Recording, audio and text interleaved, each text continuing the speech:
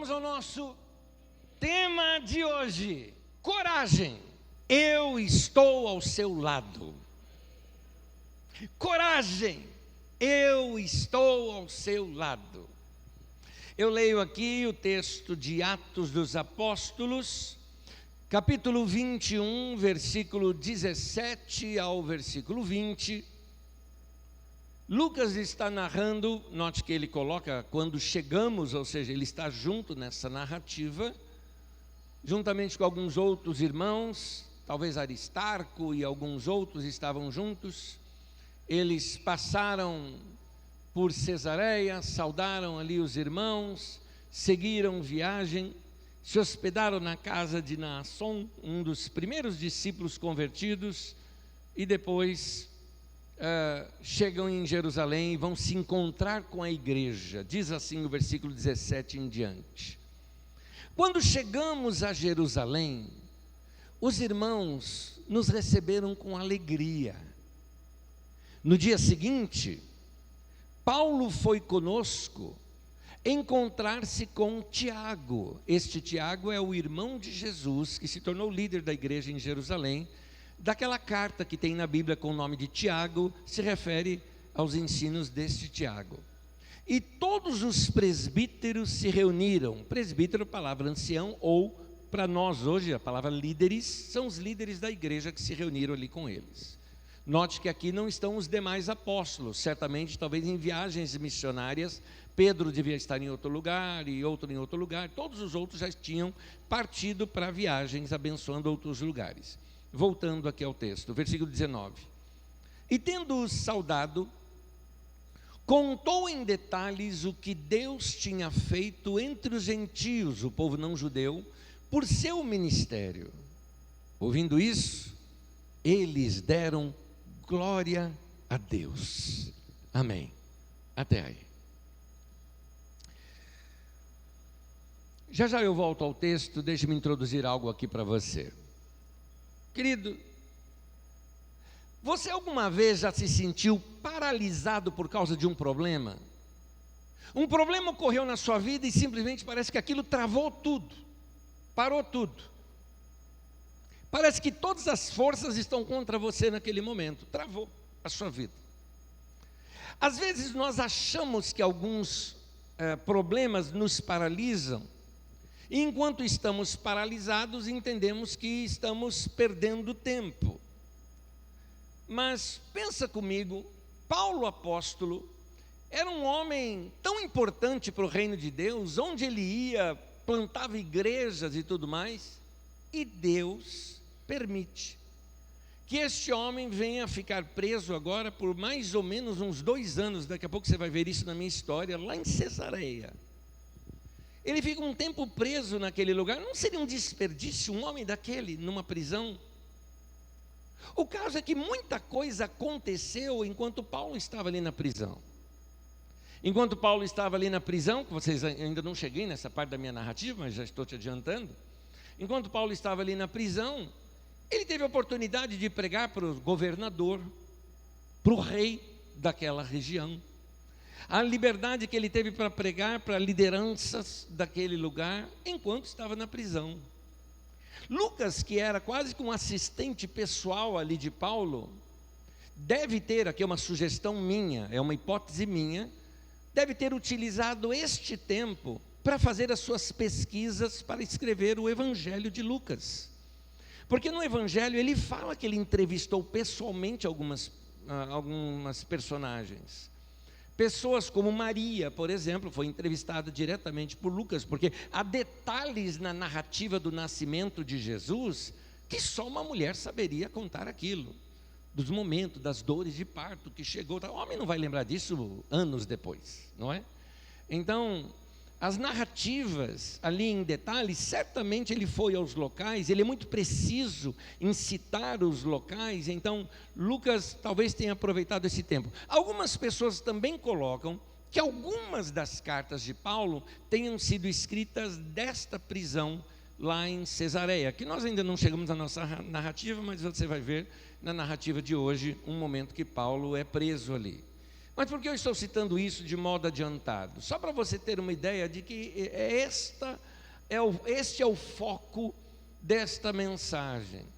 Levar você a entender que, embora Paulo, por exemplo, olha para Paulo, debaixo de prisão, ou seja, no meio de acusações, ou cada tribunal que ele tenha passado, ele transformava aquilo em púlpito, ou aproveitava aquele momento para pregar o Evangelho.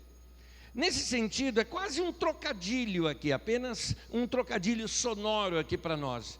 O que parecia derrota, na verdade, era parte da rota de Deus ali para Paulo. Era isso. Da mesma maneira, isso não é diferente com você. Da mesma maneira, acredite, se você passa por uma situação, e essa situação, ainda que você não a compreenda, você precisa confiar de que o teu Deus, o Deus a quem você serve, sabe de todas as coisas e sabe a importância de você passar por aquele momento. Tem momentos da vida da gente que a gente acha assim, acabou, não dá mais nada. Mal a gente sabe que faz parte do processo. É como uma semente. Você enterrou a semente, imagina a semente, fui enterrada, morri, acabei. É aí que ela brota, é aí que surge algo totalmente novo.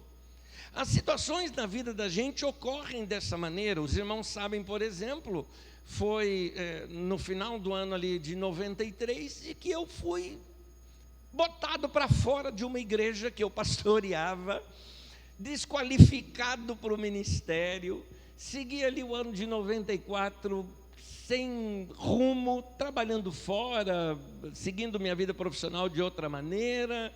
Mal sabia eu que julho daquele ano, um grupo de irmãos juntaram ali, debaixo de um pé de manga, tocando violão, repartindo a palavra de Deus, iria nascer essa comunidade. Precisou enterrar primeiro meu ministério, para depois levantar uma coisa nova. Muitas coisas difíceis na vida da gente surgem, e essas coisas difíceis, se nós tivermos um coração para Deus, aquela situação ruim pode se tornar uma oportunidade de crescimento, mas aí tem muito a ver como está o seu coração para Deus. Você não vai ver Paulo reclamando das suas prisões, você não vai ver Paulo reclamando das situações que ele passava, mas em todos os momentos, ele inclusive preso, ele escreve assim para a igreja lá de Filipos: se alegrem no Senhor. E eu digo de novo, se alegrem. É um homem que olhava as situações da vida com outro olhar. Alguns poetas fizeram suas melhores poesias em momentos difíceis, até de luto. Um irmão muito querido, de quem eu gosto muito de suas canções antigas, Asaf Borba, homem que fez quase que um inário para a igreja do Brasil há uns 30 anos atrás ou mais, mais do que isso, há uns 40 anos atrás, e este homem, novo ainda, sua esposa estava sofrendo um aborto. O médico, irmão na fé, estava ali em sua casa, e vendo que já tinha acontecido, estava quase que ali fazendo uma curetagem de emergência, pediu para que ele saísse do quarto. Ele desceu, foi para a sala, chegou num piano, tocou uma nota e começou a compor uma canção que diz: sim, eu sei, Senhor, que Tu és soberano, Tu tens os Teus caminhos, tens Teus próprios planos, e eu venho, pois a cada dia, venho cheio de alegria. É um irmão que soube enfrentar as situações, transformando uma situação difícil numa situação em que possibilitaria uma ação de Deus na sua vida. Nós estamos acompanhando a vida de Paulo e os seus últimos tempos ali de liberdade, antes das suas prisões e antes de chegar até Roma. Nós vamos dar uma passada entre o capítulo 21 até o 26 de Atos, e fica aqui a minha recomendação de você ler o livro de Atos, se você quiser somente a vida de Paulo, do capítulo 9 em diante, mas seria bom você ler todo o livro de Atos, para você se ambientar nestas viagens, nessas situações em que Paulo passa. É interessante esta longa narrativa que tem ali, mas é nessa narrativa que nós vamos ver algo. Deus guia os seus filhos, mesmo quando parece que tudo está fora de controle. Mesmo quando tudo parece fora de controle, Deus está guiando ali os seus filhos. Você vai notar isso nessas narrativas. Por exemplo, em Atos 21, Paulo vai para Jerusalém e ele se sentia enviado pelo Espírito Santo para ir a Jerusalém. Isso são palavras dele. Ainda que ele soubesse, e alertado por vários irmãos, que carregavam em si impressões de que Paulo enfrentaria prisão, enfrentaria problemas, e ele falou, mas Deus está me enviando para lá, eu não estou buscando conforto, eu estou buscando ficar na vontade de Deus. Paulo então vai para Jerusalém, entrega ali as suas ofertas, e nesse tempo com Tiago, Paulo faz algo interessante. Tiago deu para Paulo um conselho. Depois de Paulo contar tudo o que tinha acontecido entre o povo gentil, deixa eu te explicar isso tudo. No início da igreja você vai ter a igreja judaica e a igreja gentílica. A igreja judaica é o quê? Judeus que se converteram. O judeu que se converteu continuava com todas as práticas judaicas, só que ele cria na morte e ressurreição de Jesus. E os sacrifícios que eram feitos lá no templo, para ele agora eram só simbólicos, porque o que interessava para ele foi o sacrifício de Jesus na cruz. É isto. Esse é o cristão. E os cristãos de Jerusalém, eles eram todos judeus. Agora, Paulo começou a pregar para pessoas que não eram judeus. É isso que nós chamamos de gentios, ou gentílico.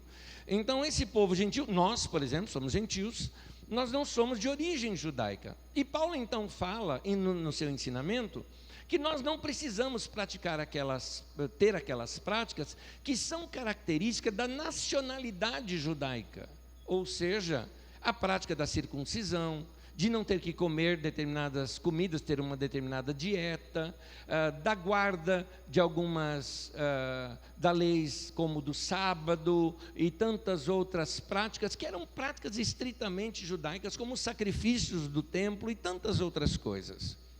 No entanto, o próprio Paulo era judeu. Ele havia sido rabino, um homem formado na lei judaica. Estando em Jerusalém, Tiago fala o seguinte: olha, Paulo, estamos muito felizes do que está acontecendo no mundo afora, um monte de gente se convertendo. Agora, aqui em Jerusalém, muita gente se converteu, inclusive sacerdotes se converteram. Agora, todos eles sabem que você prega aos gentios. Então, e você diz para os gentios que não precisam mais seguir esses passos de Moisés. Mas, aqui, como somos todos judeus, faz o seguinte: temos aqui alguns homens que fizeram um voto. Esse voto é o voto do nazireado. Você encontra isso lá em Números 6. Alguém que faz um voto de servir a Deus, deixa o cabelo crescer, como Sansão, por exemplo, tá? Então, quando chega o tempo de que acaba este voto, estes homens raspam o cabelo lá no templo e fazem uma oferta lá no templo. Então Tiago falou: Paulo, faz o seguinte, vai com estes homens lá no templo, paga a oferta deles, para mostrar que você está em acordo com isso, e você paga ali os sacrifícios que também são feitos por causa do voto desses homens, e todos vão saber que você continua praticante. Está tudo ok. Paulo antes levou 7 dias de purificação. Isso era uma prática dos judeus. Os judeus eram tão avessos ao povo gentil, gentílico, né? Povo de outras nações, que quando você viajava para fora da Judeia e passava muito tempo no exterior, ao chegar na Judeia você teria que passar 7 dias de purificação, determinados banhos que eram tomados e tudo mais, tudo ritualístico, para depois visitar o templo. E então Paulo passou esses dias de purificação, finalmente levou estes homens lá, fez o ritual, e quando ele está lá no templo, alguns judeus que eram lá da região da Ásia Menor, que nós estudamos aqui nos domingos passados, a região de Éfeso, lá onde teve vários tumultos, E esses judeus, que Paulo passou mais de 3 anos lá, em torno de 3 anos naquele lugar, e esses judeus viram que Paulo estava andando na cidade acompanhado de um cara chamado Trófimo. Trófimo deve ter sido um dos líderes lá da igreja de Éfeso e muito conhecido na cidade, porque as pessoas o identificaram. E Trófimo não era judeu. Quando esses homens viram Paulo ali dentro do templo, lá no templo de Jerusalém, quando eu falo no templo, não é dentro do lugar, é nos pátios do templo, que era assim o ritual ali dos judeus. Quando eles o viram lá, começaram a gritar e agarraram Paulo, falou: este homem prega contra Moisés e contra a lei, ensinando o nosso povo a sair dos nossos ensinos. E tem mais, ele introduziu aqui dentro um grego, né, um homem que não segue o nosso ritual, um gentil, né, alguém impuro aqui dentro, e profanou o templo. Pronto, foi um alvoroço. Queriam matar Paulo, mas não podiam matar ali dentro do templo, então tinham que arrastar ele para fora, e foram arrastando Paulo, e certamente dando pancadas e tudo mais. Agora tem um detalhe: Roma, que governava tudo aquilo, não admitia revoltas e tumultos. Então, imediatamente, quando qualquer sinal ali de tumulto acontecia, principalmente ali sendo uma região central, a guarda romana foi acionada, que rapidamente chegaram e arrancaram Paulo da mão do pessoal, porque iriam matar a Paulo, fecharam a porta do templo, trouxeram Paulo para a rua, certamente já estavam dando pancadas nele, e tiraram Paulo das mãos deles e o levou preso. Para levar preso, como eles viram que tinha um tumulto, levaram para uma fortaleza que havia, romana, que havia lá em Jerusalém, chamada Antônia. Então levaram para aquela fortaleza, e enquanto estão levando para lá, Paulo se dirige ao comandante romano em grego, dizendo para ele: você me permite tentar falar com o povo? E o homem falou: você não é um rebelde egípcio que estava causando uma revolta contra Roma? Paulo falou: não, eu cheguei na cidade faz pouco tempo, nem deu para fazer revolta nenhuma aqui, não é? Mas me permite falar com o povo. E aí então ele estava nas escadarias lá da fortaleza, fez sinal com o povo parou para ouvi-lo, e ele começa a falar em aramaico com o povo, e falando: irmãos, eu também sou judeu, eu também sou praticante da lei, e não fiz nada disso que vocês disseram. O que aconteceu foi que eu tive uma visão do Cristo ressuscitado, do Messias. E ele começa a pregar ali para eles, e quando ele fala que Jesus apareceu para ele e disse que ele seria alguém que iria levar esta mensagem aos gentios, pronto, o povo de novo jogaram terra para o ar, fizeram uma algazarra. O comandante-geral falou: prenda esse homem, dá umas açoitadas nele, depois a gente solta ele. Pensou isso. A hora que foi fazer isso, Paulo avisou o centurião. Deixa eu te explicar o que é centurião. Centurião, chefe de 100. Nós temos mais ou menos 2.000 soldados ali, então nós temos ali uns 20 chefes de 100. O centurião responsável ali, para aquele caso de Paulo, ele disse para o centurião: eu sou cidadão romano. Cidadão romano, vocês já estudaram comigo aqui outros domingos, é uma espécie de carteirinha VIP dentro do Império Romano. Você não pode ser espancado, não pode ser nada, você tem que ser guardado pela guarda, e se você cometeu algo errado, você tem que ser julgado num tribunal com direito de defesa. E espancar um cidadão romano desqualificaria aqueles superiores guardas que estavam ali. Então, imediatamente o centurião correu para o comandante e falou: ele é cidadão romano. O comandante vem até Paulo e pergunta: mas me custou um dinheiro muito caro para eu conseguir a cidadania, como é que você conseguiu? Ele falou: eu tenho por direito de nascença. E ali começou a conversar com Paulo, e viu que a situação de Paulo era uma situação das leis judaicas, e Roma não se interferia nas leis judaicas. Ele não entendendo nada, o cara era romano, estão falando coisas aqui de sacrifício do templo, disso, daquilo, ele não entendeu. Ele falou: fazer o seguinte, juntam meus guardas, levem este homem até o Sinédrio, que era o concílio ali de Jerusalém, dos judeus, e que eles discutam isto lá. Chegando no Sinédrio, o Sinédrio era composto, na sua maioria, de saduceus, e tinha ali também os fariseus. Acontece uma coisa, quando deram a palavra para Paulo, sabiamente Paulo disse o seguinte: eu estou sendo julgado porque eu creio na ressurreição dos mortos. Ou seja, ele estava querendo dizer que acreditava que Jesus tinha ressuscitado, só que ele não deu detalhes, ele só falou isso. Acontece que esta era uma causa de briga entre saduceus e fariseus. Essas divisões que haviam no judaísmo, os saduceus não acreditavam que existe anjo, não acreditavam que existe demônio, não acreditavam que existe espírito, não acreditam que tem ressurreição e que a vida acaba aqui mesmo. Já os fariseus acreditavam em tudo isso, em visões, em anjos e ressurreição, e acreditavam em tudo isso. Agora, você sabe aquela história, inimigo do meu inimigo é amigo meu? Não é? Então, se Paulo estava dizendo, eu acredito em ressurreição, o que os fariseus fizeram? Fala o seguinte: não, este homem pode ter razão, sim. Os outros falaram, não, mas isso não existe. Começaram a brigar entre eles. Gente, a briga, mas briga mesmo. A briga entre os religiosos foi tão pesada que os guardas, vendo aquilo tudo, invadiram o local, pegaram Paulo e tiraram Paulo de lá e deixou Paulo comendo lá entre eles, brigando entre eles lá. Levou Paulo novamente lá para a fortaleza e deixou a turma brigando lá, por questões religiosas. Muito bem, quando Paulo está na fortaleza, na noite seguinte, ele tem uma experiência muito forte.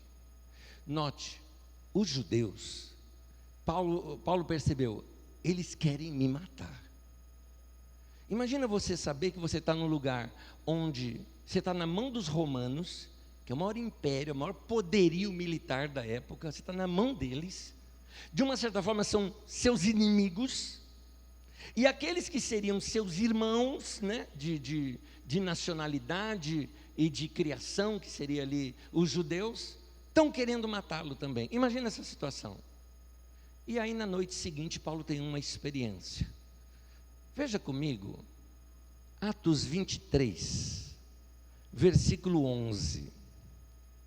Na noite seguinte, o Senhor, pondo-se ao lado de Paulo, disse: coragem, pois assim como você deu testemunho a meu respeito em Jerusalém, é necessário que você testemunhe também em Roma. Duas coisas eu vejo aqui nesse texto.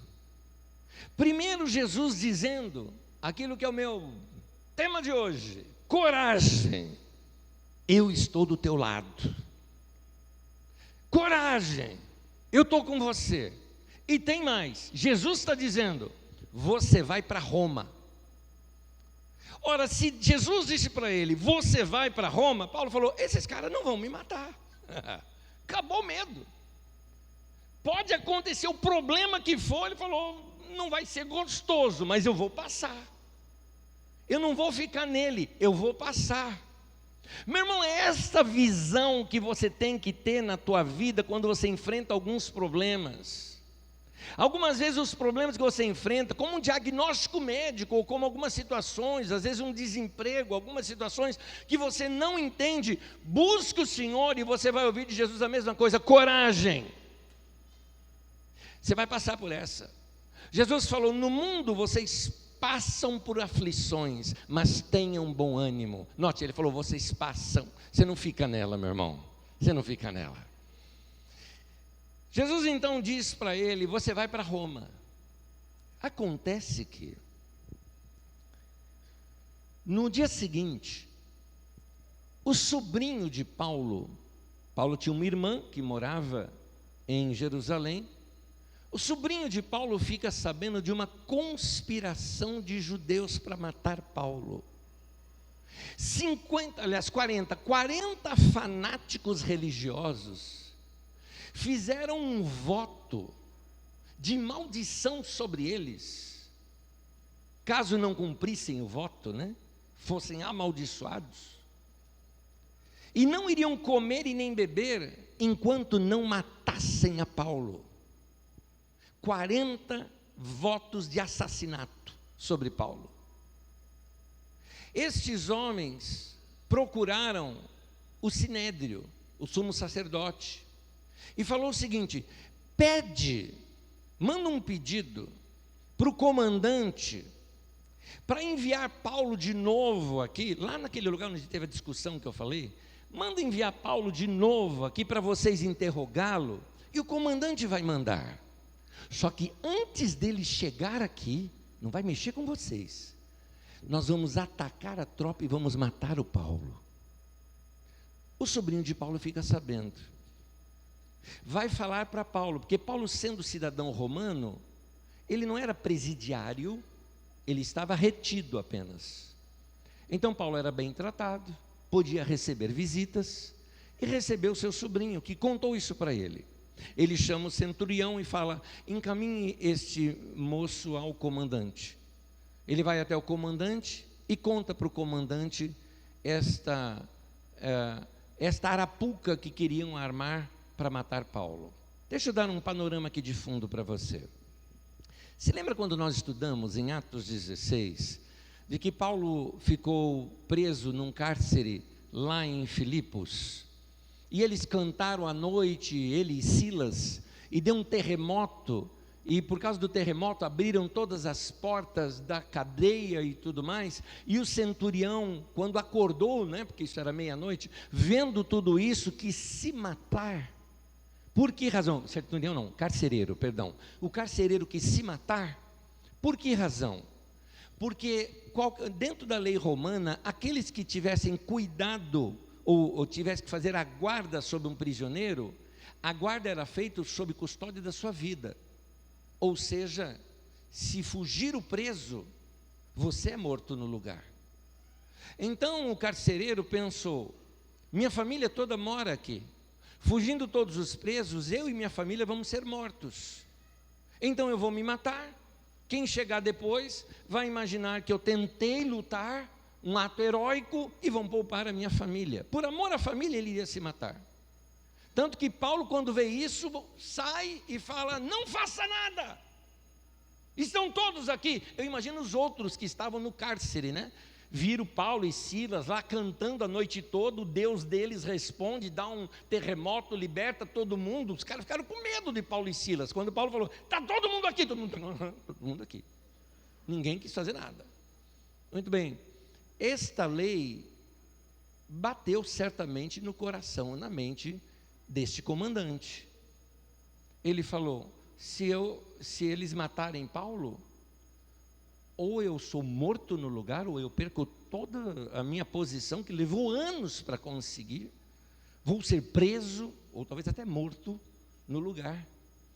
Então ele faz o seguinte: ele resolve enviar Paulo lá para onde está o governador, tirando Paulo de Jerusalém, levando lá para Cesareia. Lá em Cesareia havia uma outra fortaleza, o antigo palácio construído por Herodes, e lá morava o governador daquela região, e ele envia para o governador Félix, ele envia com a seguinte escolta: olha só o que ele fez para guardar Paulo. 200 soldados foram destacados para cuidar do Paulo, mais 200 lanceiros, aquelas lanças enormes, que aqueles caras que andavam com romano, lembra? Lance, aqueles escudos, que quando entram em batalha ou em guerra, eles fecham os escudos, fazendo aquele projeto tartaruga, que eles chamam, né?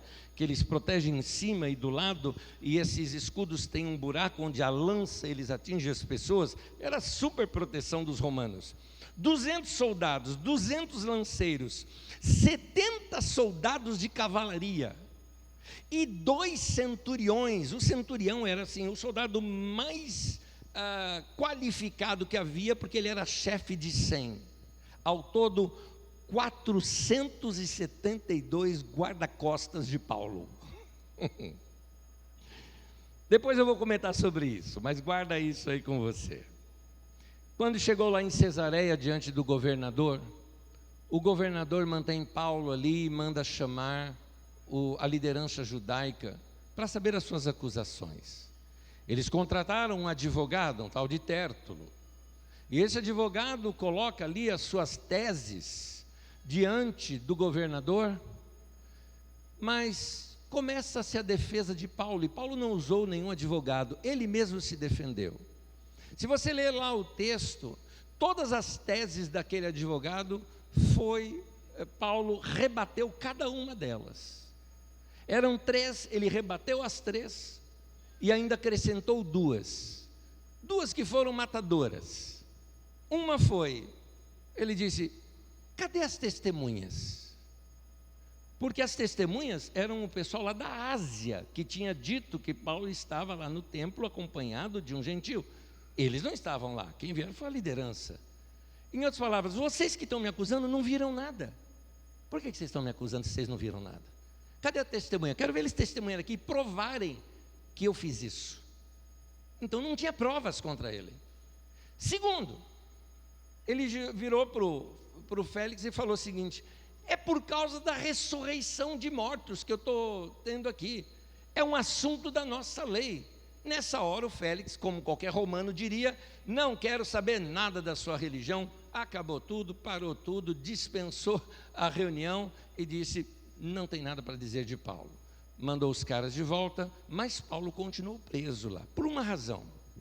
Estava no final do mandato de Félix, e ele foi substituído por um outro governador chamado Festo. Ele, não querendo nenhum problema com os judeus exatamente na sua saída, preferiu deixar esse pepino na mão do Festo, que era o próximo governador.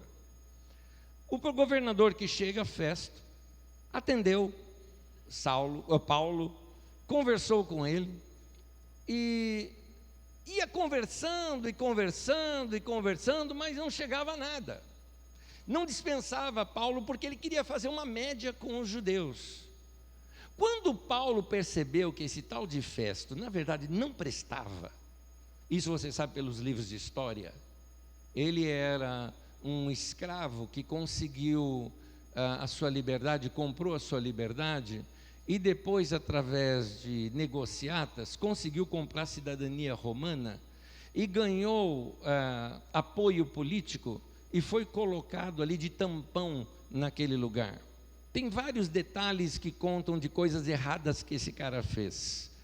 E Paulo, percebendo que esse Festo não queria levar a lugar nenhum, diz inclusive o texto bíblico que Festo mantinha Paulo preso, esperando receber dele propina. Eu sei que vocês não estão acostumados com pessoas assim, sabe, querer receber propina. Vocês não têm isso aqui no Brasil. Mas lá tem, entendeu? E este homem querendo receber propina, Paulo vendo que não tinha jeito, que enquanto ele não pagasse, ele não ia sair de lá, Paulo fala o seguinte: eu apelo para César. Como cidadão romano, ele tinha direito de apelar pelo tribunal superior, que era o imperador César, para julgá-lo. Então ele apelou para César, continuou ali preso um tempo, porque agora o Festo teria que redigir uma carta para César, explicando por que está mandando um preso para lá. E ele não entendia nada desse negócio, dessas brigas dos judeus. Ele falou, o que eu vou escrever?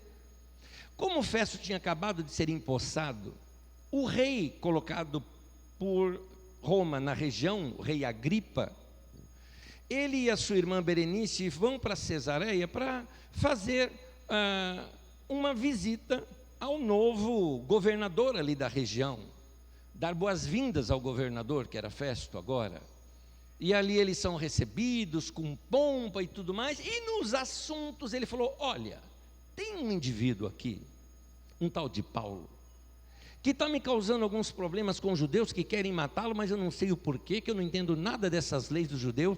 Como você é da turma dos judeus, você é muito próximo aí dos judeus, ouça este homem para que me dê alguma coisa para eu poder escrever para o César, porque como é que eu vou enviar para o imperador assim, está indo um homem aí que eu não sei o que ele fez, o imperador me mata.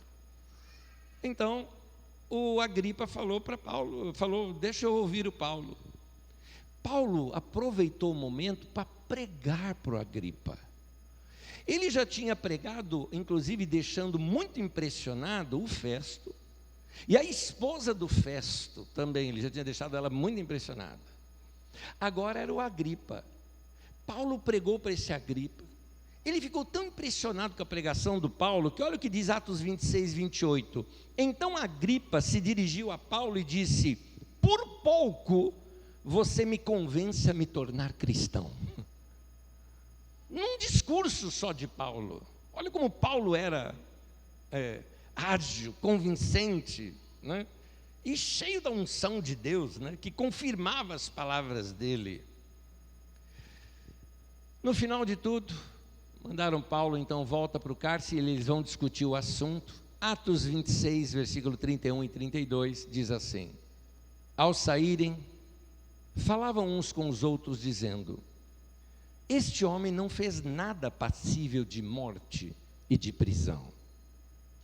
Então Agripa se dirigiu à festa e disse: este homem bem que podia ser solto, se não tivesse apelado para César. Ou seja, se para César ele apelou, é para César que ele vai. Paulo seria agora levado para Roma. E aqui, do capítulo seguinte, é que começam as histórias dessa navegação de Paulo até Roma, que é o nosso assunto do próximo domingo. Mas aqui eu começo a ver algumas coisas nessas histórias de Paulo, eu começo a enxergar aqui também as nossas histórias no meio destas histórias aqui contadas. Paulo, ele não se sentia um presidiário, um preso. Paulo, ele diria assim: eu não estou preso, eu fui enviado.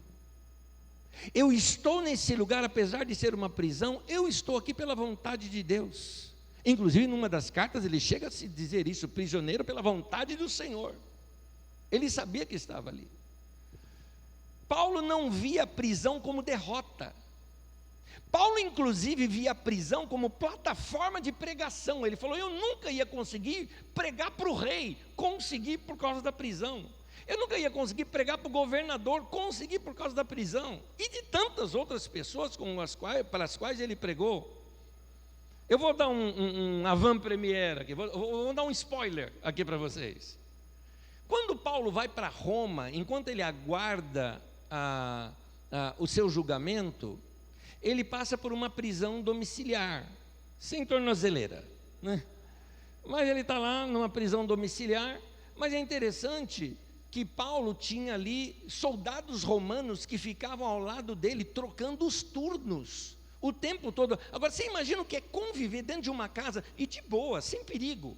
Porque Paulo estava tranquilo lá numa prisão domiciliar, tudo mais, mas os guardas tinham que ficar lá, comiam com ele, conversavam com ele.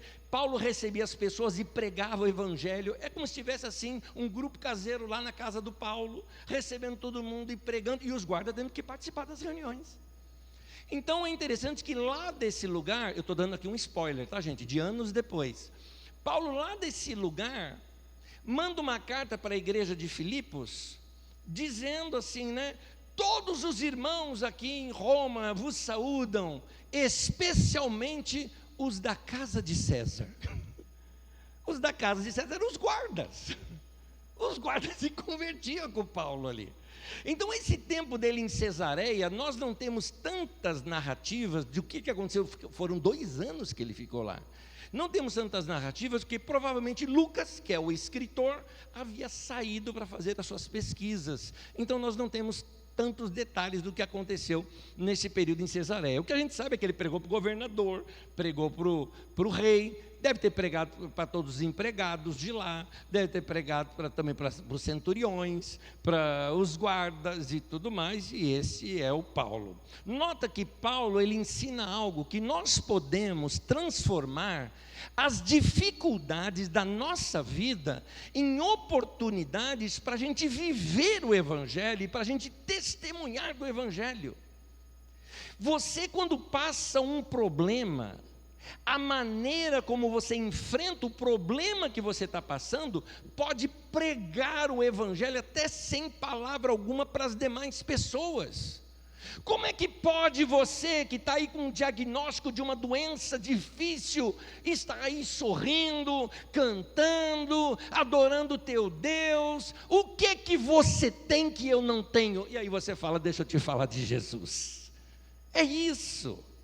É essa maneira que nós precisamos aprender a olhar para Paulo e falar, eu entendi. As necessidades e dificuldades da minha vida fazem parte de um processo, e eu sei de uma coisa, igual Paulo, eu também vou para a minha Roma, eu não vou morrer aqui, eu vou passar por essa situação. Nós não também, queridos, assim como Paulo, quando nós passamos por problemas, nós também não estamos presos, nós somos enviados, é isso. Atos 23, 11, eu quero repetir aquele texto que eu li aqui com vocês, porque ele é a base da mensagem. Na noite seguinte, o Senhor, pondo-se ao lado de Paulo, disse, coragem, pois assim como você deu testemunho a meu respeito em Jerusalém, é necessário que você testemunhe também em Roma. Note aqui, coragem. O Senhor, pondo-se ao lado dele, disse, coragem. Tema de hoje, coragem, eu estou do seu lado. Jesus pondo-se ao lado dele. Meu irmão, você também, saiba de uma coisa, Jesus está do seu lado, mesmo que você não possa vê-lo. Que momento lindo esse aqui. Jesus veio e ficou ao lado de Paulo para confortar Paulo, para consolar Paulo e para fortalecer Paulo para enfrentar aquilo que ele tinha que enfrentar. Então, meu irmão, não se esqueça disso, seja o que for que você está passando, você não está sozinho, Jesus está aí do teu lado. Contra todo desânimo, lembre-se, Jesus está do teu lado. Jesus está dizendo igual ele disse para Paulo, coragem, e aí você completa essa frase e vai ver, eu estou do teu lado. Você vai também continuar a sua vida. O que ele está dizendo é o seguinte, eu ainda estou no controle. A promessa de que Paulo chegaria a Roma, pode se tornar uma promessa para mim também, para você, de que nós vamos chegar naquele lugar que Deus tem colocado no nosso coração, que é a razão de que a gente está vivo. Aliás, eu costumo dizer isso para todo mundo que está vivo, tá? Principalmente gente que quase morreu. Quando uma pessoa passou por um acidente, alguma situação, e assim, olha, eu quase morri, eu falo assim, cá entre nós, se você morresse, você não ia para o céu? Não é melhor? O céu não é um lugar bem melhor do que aqui? Então por que Jesus não te levou? Porque ainda não acabou o propósito pelo qual Ele te colocou aqui na terra, meu irmão. Então se você está vivo, viva com expectativa. Porque Deus tem coisa para fazer através da tua vida. Você tem uma Roma para ir, né? Usando aqui a figura de linguagem do texto. Você tem um lugar para alcançar. Você ainda tem alguns capítulos para viver, para serem escritos da tua vida, porque você vai fazer essa viagem. É isso. Coragem. Tema de hoje, eu estou do seu lado.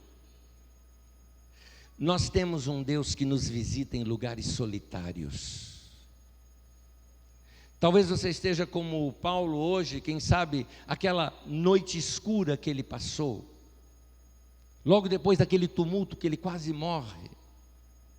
Talvez você esteja passando aquele momento nas celas da sua alma, sozinho, não apenas isolado de tudo, em todos, mas talvez preso em alguma coisa, preso nos seus sentimentos, preso até mesmo na solidão. Mas Deus nos visita quando nós estamos em nossos lugares mais solitários. Sabe aquela solidão que ninguém sabe que você tem? Eu conheço pastores que são solitários, cercado de gente, mas não tem ninguém.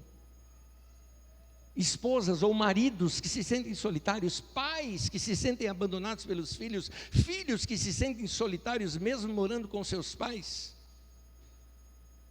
gente que se sente só. Paulo não escolheu a solidão, assim como muitos de nós também não escolhemos passar por esses momentos de solidão. Ela veio, ela aconteceu. Em Eclesiastes fala que o tempo e o acaso sucede a todos. Tem situações que são acasos da vida. Em outras palavras, deu ruim. Alguma coisa deu ruim fora do planejado, e acontece isso com a gente. Não estamos livres de passar por problemas. Jesus disse: no mundo passais por aflições. Duas coisas: primeiro é uma afirmação, você vai passar. A segunda também é uma afirmação, você vai passar, você não vai ficar. Também é uma afirmação. Mas essas coisas vêm, acontecem, e talvez você esteja sem entender. Mas Jesus, oh aleluia, Jesus vai te encontrar nesse lugar solitário, meu irmão. Deus, inclusive, olha só, Deus usa o que Ele quiser e quem Ele quiser para cumprir o seu propósito. Porque olha só, olha, como é que eu diria aqui? Olha que coisa incoerente, achei a palavra, que incoerência. O povo chamado povo de Deus queria matar Paulo. E o povo que era chamado de inimigo do povo de Deus, que eram os romanos, defendendo Paulo. Meu irmão querido, para guardar Paulo, eu vou repetir aquilo: 200 soldados, 200 lanceiros, 70 soldados e cavalarias, 2 centuriões, ao todo 472 guarda-costas. Por que eu estou repetindo isso? Eu quero te mostrar algo. O que era para matar, Deus converteu em escolta. Ou seja, 472 razões para você crer na providência de Deus para a sua vida. É isso.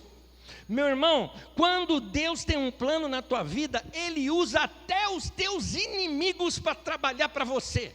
É isso. Quando Deus tem um plano na sua vida, Deus vai usar gente que você nem imagina, gente que você nem espera nada dessas pessoas para abençoar você. A provisão de Deus pode vir da pessoa mais ímpia possível. Por quê? Porque Deus é Deus, Deus é o Senhor, Deus é o soberano, meu irmão. Deus, Ele faz tudo o que Ele quiser e não tem que dar satisfação para ninguém, porque Ele é Deus. E se Ele decidiu fazer algo na tua vida, Ele faz. Porque Deus pode até mesmo contrariar leis da física. Deus pode contrariar leis leis da gravidade. Deus pode contrariar leis humanas. Deus pode contrariar tudo. Por quê? Porque Ele é Deus. Ele manda, Ele faz. Você vê isso na Bíblia o tempo todo. Quando, por exemplo, você lê Gênesis, o que você encontra lá? Que Deus criou o mundo todo, o universo todo, somente com uma palavra da sua boca. Ele fala e as coisas acontecem, as coisas surgem.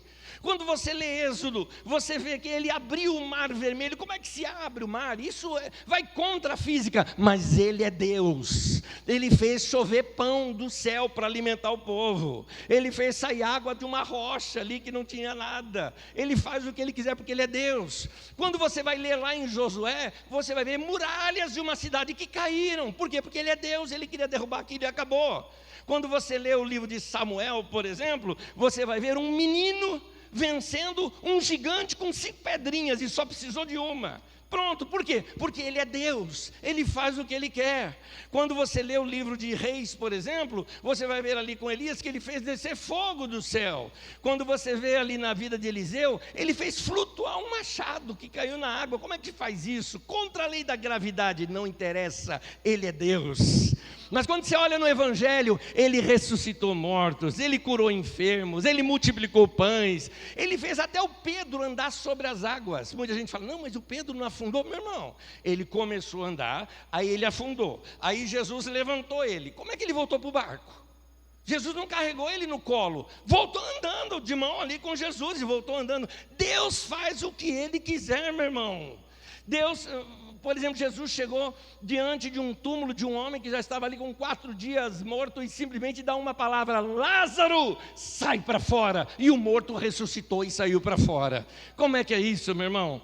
Então, no livro de Atos, quando você lê, você vai ver que foi Ele, Deus, que derramou o Espírito Santo e fez homens que eram iletrados falarem idiomas que eles nem sequer sabiam falar, e falaram aquilo, e as pessoas dessa destas regiões entenderam as mensagens que vinham pela boca daqueles homens. Isso é milagre que Deus faz, Ele faz o que Ele quiser. Através de Pedro, até a sombra de Pedro curou. Pedro ressuscitou uma menina. Você vê através de Paulo, a Bíblia diz que não só ele curou paralítico e tudo mais, mas tem um momento que diz assim, que através das mãos de Paulo, Deus fazia milagres extraordinários, coisa que nunca tinha sido visto. Até ressuscitou Eutico, o rapaz que dormiu lá no meio do culto e caiu do terceiro andar, e o Paulo ressuscita. Meu irmão, o teu Deus é maior do que o que você pensa dele.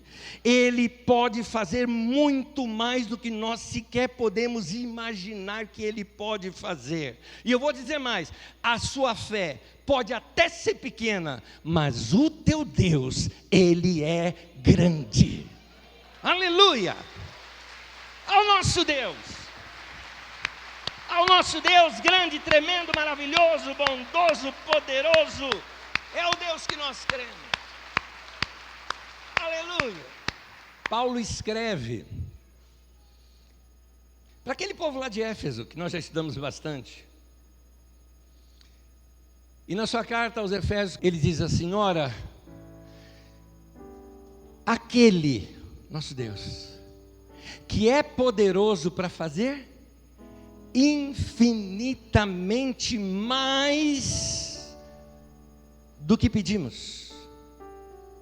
Você pede uma coisa para Deus, Deus vai fazer mais do que você pede. E tem mais ali, infinitamente mais do que pedimos ou pensamos. Ele está falando daquelas orações que a gente nem ainda fez, está só no pensamento. Talvez nós pudéssemos até traduzir aqui, que Ele pode fazer infinitamente mais do que nós imaginamos. Você até acredita que Deus pode fazer alguma coisa que vai revolucionar a tua vida. E eu vou te dizer, o máximo que você acredita, Deus ainda fala, eu ainda posso fazer mais do que isso. O versículo seguinte eu quero que você leia, voz alta comigo, vamos lá. Versículo 21, a Ele seja a glória na igreja e em Cristo Jesus, por todas as gerações, para todos sempre, amém. Aleluia! Bondoso, misericordioso é o Senhor.